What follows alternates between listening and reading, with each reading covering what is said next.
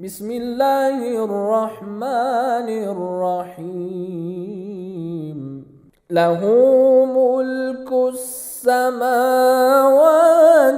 والأرض يحيي ويميت وهو على كل شيء قدير هو الأول والآخر والظاهر والباطن وهو بكل شيء عليم. أعوذ بالله من الشيطان الرجيم. بسم الله الرحمن الرحيم. الحمد لله رب العالمين بارئ الخلائق أجمعين، ثم الصلاة والسلام على سيدنا ونبينا ومولانا وحبيب قلوبنا وطبيب نفوسنا وشفيع ذنوبنا أبي القاسم المصطفى محمد صلى الله عليه وآله أجمعين وأصحابه المنتجبين. أما بعد، قال الله تعالى في كتابه الكريم: ليس كمثله شيء وهو السميع البصير. In the name of Allah, the most merciful, the most compassionate. Respectable audience, distinguished listeners and viewers, Assalamu alaikum wa rahmatullahi wa barakatuh. Today, God willing, we are going to talk about the divine attributes. Prior coming and touching the topic of divine attributes, let me have a brief look at what we have presented for you, dear listeners, in the previous lesson. In the previous lecture or lesson, we have treated two divisions of the divine attributes. First, the positive and negative categorization of the divine attributes. We say that there are two types of positive and negative attributes of Almighty Allah. The positive attributes are those attributes that we can attribute and we can ascribe to Almighty Allah. When we describe Almighty Allah, we mostly describe Almighty Allah with these sorts of attributes. For example, such as life, such as mercy and compassion. So these sorts of attributes are related to Almighty Allah. Moreover, there are some attributes that we should negate from Almighty Allah. There are some sort of attributes that we should never relate to Almighty Allah. We should never ascribe to Almighty Allah. For instance, death. For instance, being miser or being jealous. Those human qualities should never be ascribed to Almighty Allah. Those human attributes should never be implied for the sake of Almighty Allah's description. So this was a very important division that the philosophers and theologians have made about the divine attributes. We, in Arabic literature or in Arabic language, we call it Sifat Salbi and Sifat Thubuti. This is the first categorization we have made in the previous session. The second categorization was the attributes that are related to Almighty Allah's essence. The attributes that are related to Almighty Allah's essence, without pondering, without taking into account Almighty Allah's relationship with the rest of the creatures. This is called Sifat Dhati. I mean, those essential attributes are the attributes that are related to Almighty Allah's essence. Another division is Sifat Fi'li. It means that we have to describe Almighty Allah's actions. Whenever we think of Almighty Allah's actions, whenever we think of Almighty Allah's, for example, mercy and compassion and respect with the rest of the creatures, these attributes are called sifat fi'li. It means we describe Almighty Allah's actions by these attributes. This is an important division we have made in the previous session. Today, God willing, we are going to talk about this, that can we really have a full understanding of Almighty Allah's attributes? All these terms that we imply for the nature, for the creator, can these terms accommodate the description of Almighty Allah's real nature, Almighty Allah's real essence? Is it possible that these terms we imply with one another, we make use of those terms, make use of those vocabularies in our human interactions? Can they serve our purpose, describing Almighty Allah's attributes, or not? There should be some other terms, vocabularies, literature, language that should serve our purpose. What is the exact matter in this regard? Respectable audience, the Muslim philosophers, the Muslim theologians, and men of knowledge, they have made their vigorous attempts to solve this question and to provide answers for this question. That whenever we talk of Almighty Allah's attributes, what do we mean?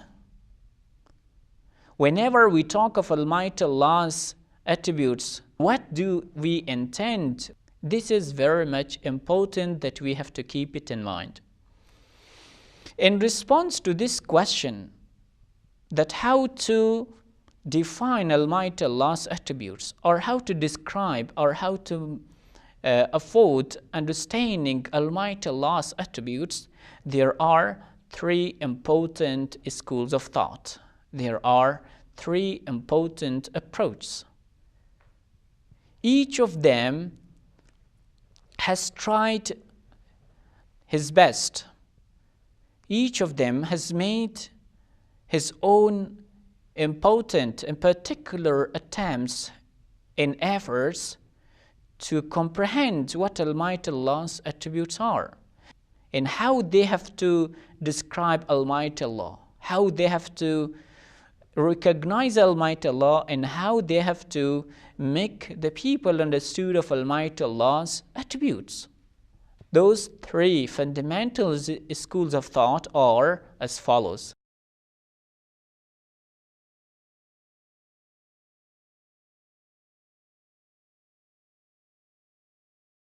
لا إله إلا هو الملك القدوس السلام المؤمن المهيمن العزيز الجبار المتكبر سبحان الله عما يشركون والله الخالق البارئ المصور. Those three fundamental schools of thought are as follows. The first school of thought that today we are going to inshallah touch, that is anthropomorphism. We call it in Arabic or in Persian tashbih. Why they are called tashbih? Why they are called anthropomorphism? For this, that they believe and they are of the view that we have to apply the same attributes of human beings to Almighty Allah. They believe that there is no problem ascribing to Almighty Allah those attributes we gave for the human beings. How we define, for example, a man? We define the human beings with these attributes, that he is walking, he is coming, he is going, he sees, he feels. According to their belief, according to their understanding, we can have the same attributes related to Almighty Allah. We can have Almighty Allah described by the very attributes we define the human beings' actions and interactions with. In another word, to them, there is no difference, there is no essential difference between Almighty Allah and that of the human being. The same attributes we ascribe to the human beings, they can be ascribed to Almighty Allah. They can be related to Almighty Allah. For example, you say that Ali is coming. You can say that God is coming. Or Ali is going. So going here is an adjective, is an attribute. The same predicate, the same attribute, the same adjective can be given or can be related, can be ascribed to Almighty Allah. So this is an approach, we call it tashbih. Why? Because they find, according to their beliefs, similarities between Almighty Allah and that of the human being. They believe that there is similitude, there is similarity, there is likeness between Almighty Allah and that of the human beings. So there is no problem that we have to describe Almighty Allah with those attributes we describe the human beings with. There is no problem, according to their beliefs. But later on, we will have a critical appraisal of this approach. We will criticize this approach, that this approach does not seem to be true. This approach is not correct. For the reasons, God willing, we will be presenting for you, dear listeners. What is the problem with this point of view? What is the problem that lies with this approach, that we cannot find similitude, we cannot find likeness, or Almighty Allah does not resemble human beings? There are some verses of the Holy Quran that deny every kind of human attributes from Almighty Allah. This is the reason we believe that this approach does not seem to be true. What made the adherents of the first approach to believe in anthropomorphism? What made them to believe so?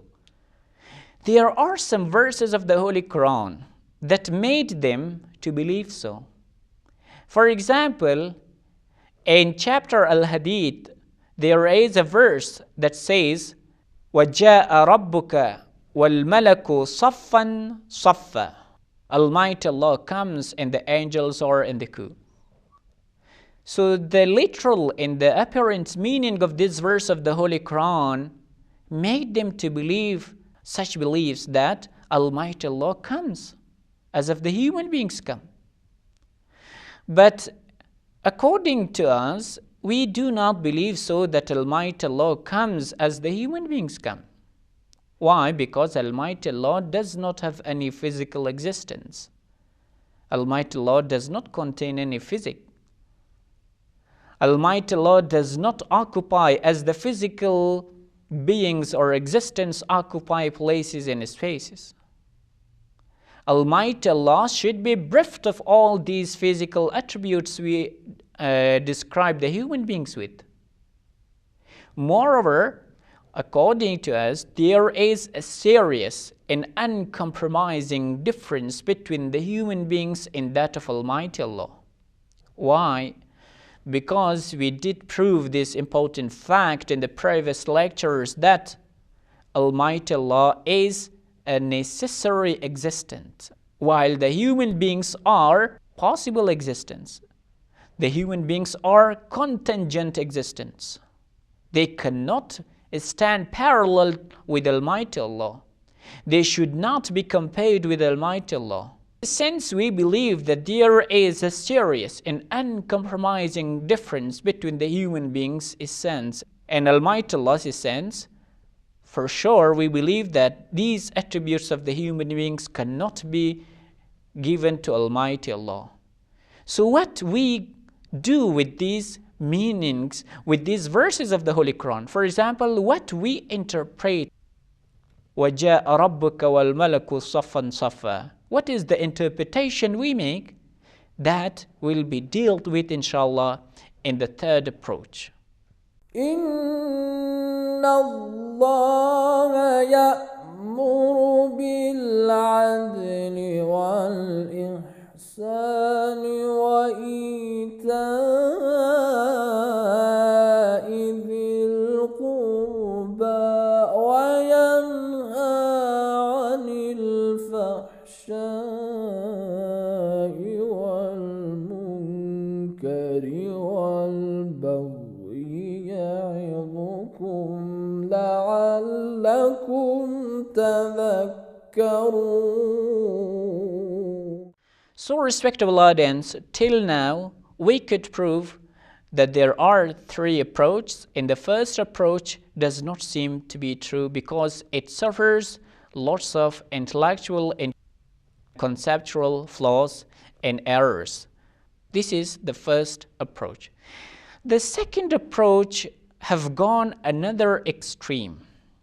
What they do, they say, since the human beings are totally different with Almighty Allah, so we should never ever describe Almighty Allah with attributes. We should purify Almighty Allah from all attributes. That is called tanzih mutlaq, an absolute purification or de-anthropomorphism. Since they could not solve the challenges met by the first approach, they tended towards the second approach. They say, if we attribute or if we ascribe Almighty Allah too many attributes, then we cannot solve these challenges. So to flee from those challenges, what we have to do, the attributes should never be related, should never be ascribed to Almighty Allah. So that is called absolute purification or Puritan approach. We call it tanzih.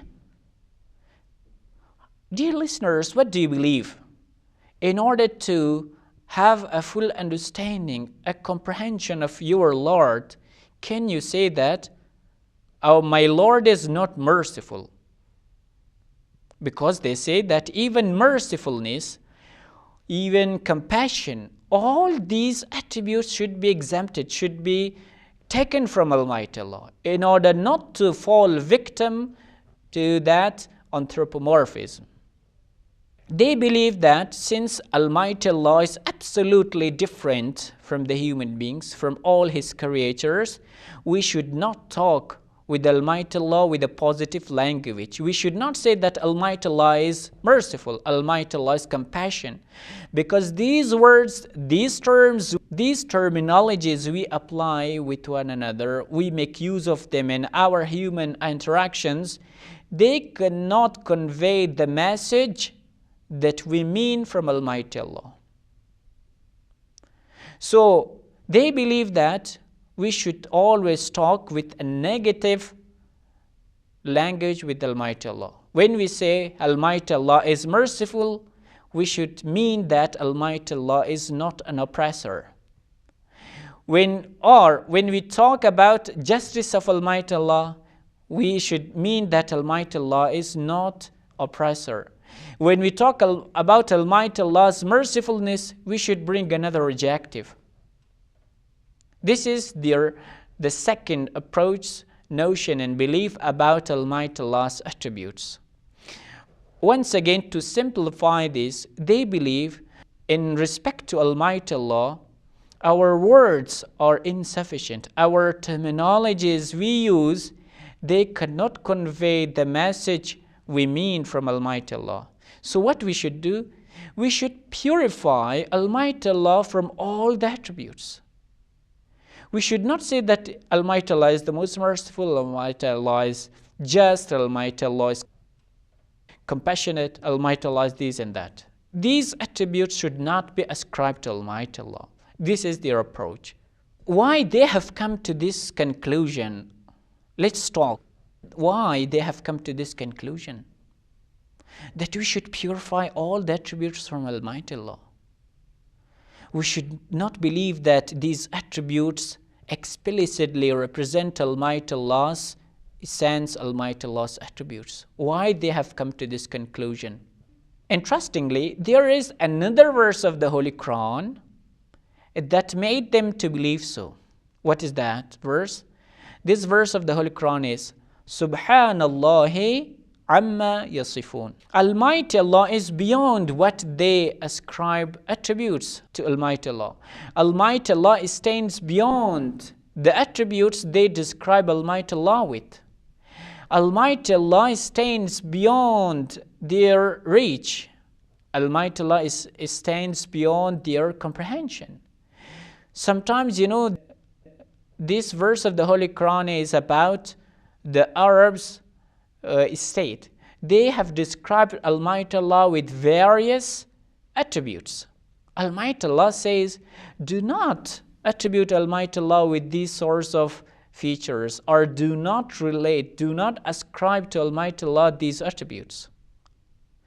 They say that since this verse of the Holy Quran exists, none of the attributes serve our purpose. None of the attributes can give us true meaning from Almighty Allah's attributes. So we should deny, we should negate totally and utterly. This is the second approach.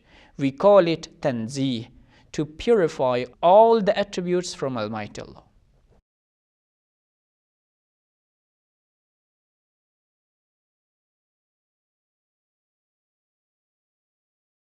لا إله إلا هو الملك القدوس السلام المؤمن المهيمن العزيز الجبار المتكبر سبحان الله عما يشركون والله الخالق البارئ المصور. This approach does not seem to be true. Dear listeners, the second approach is not true too. The second approach is also facing with various challenges. Why? Because there are various verses of the Holy Quran that explicitly give Almighty Allah's positive descriptions.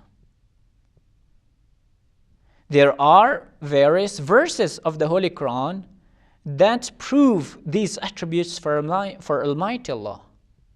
For example, this verse of the Holy Quran, هو الله الذي لا إله إلا هو عالم الغيب والشهادة وهو الرحمن الرحيم.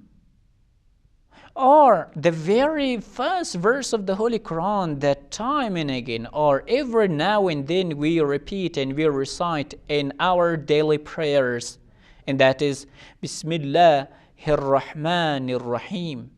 So this Rahman and this Rahim is the attributes related to Almighty Allah. So what do you believe in this respect? What is your response, oh dear adherents of the second approach?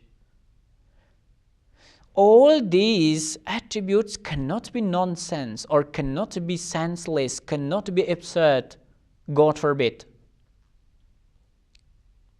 So variety of verses of the Holy Quran explicitly give us this conclusion, makes us reach this conclusion that Almighty Allah deserves to be ascribed various attributes.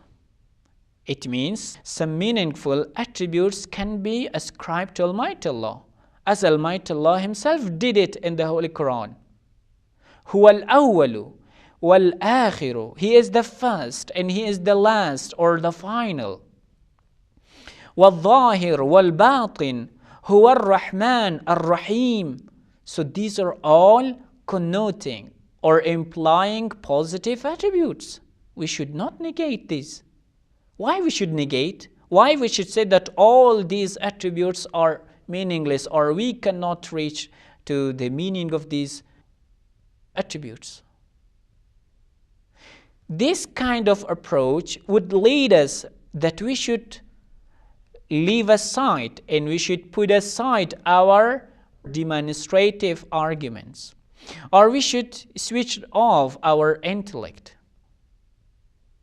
While the Holy Quran has repeatedly, in various verses of the Holy Quran, has said that why you do not contemplate, why you do not make use of your intellect, أَفَلَا تَدَبَّرُونَ, why you do not contemplate, why you do not meditate, أَفَلَا تَتَفَكَّرُونَ, do not they make use of their thought? Or أَمْ عَلَى قُلُوبٍ أَقْفَالُهَا, not only Almighty Allah encourages using intellect, but also rebukes those who do not make use of their intellect. So if we say that we cannot understand, or we understand nothing from Almighty Allah's attributes, it implies or it connotes indirectly this, that we should not make use of our ration, we should not make use of our intellect. And this implication is 100% false. This is 100% untrue, because Almighty Allah has repeatedly recommended us that we have to apply our rationality, we have to imply our rational demonstrations. This is an important response in respect to the second approach, who believe that we should purify Almighty Allah from all the dirts of attributes. So it does not make sense that we should say that none of those attributes, none of those positive attributes that exist in the Holy Quran, none of them should be meaningful. If these two approaches cannot serve our purpose, so what we have to do? So we have to recourse once again to the Ahl al-Bayt's teachings, what they have said in this respect. The third moderate way is the true approach. We have to apply and we have to make use of this approach in regard with Almighty Allah's attributes. In another word, the divine attributes must be interpreted in accordance with the third right and righteous approach. We have given the rubric or the name of the moderate way, that it neither goes to this extreme, I mean anthropomorphism or anthropomorphic approach, nor to the second absolutely Puritan approach, that Almighty Allah should be bereft of all the attributes. We take the moderate way, we take the moderate course, and that has been taken from the infallible Imam's teachings. So what is the solution? According to our Imams, they say that firstly you have to make a distinct difference, or you have to draw a distinction between the necessary existent and that of the contingent or possible existent. You have to be sure of the precise difference between the human, who is the creature of Almighty Allah, and that of Almighty Allah, who is the creator. The distinction should be drawn between these two important concepts. Then all those attributes which are exclusively of the human beings, they should not be referred to Almighty Allah. All those attributes which are mixed with limitations, with deficiency, with defects, should not be ascribed to Almighty Allah. Rather, the attributes, they should be purely attributed to Almighty Allah. The attributes should be made pure from those limitations, from those deficiencies, from those incompletions, and then they should be related and they should be given to Almighty Allah. And this is the true path and approach we are following about the divine attributes. May God bless us all that we have to recognize all these concepts, and then we have to beautify ourselves with the content of all these concepts. Thank you very much. Wassalamu alaikum wa rahmatullahi wa barakatuh. اللهم انفعنا بالعلم وزينا بالحلم وجملنا بالعافية وكرمنا بالتقوى. إن وليي الله الذي نزل الكتاب وهو يتولى الصالحين.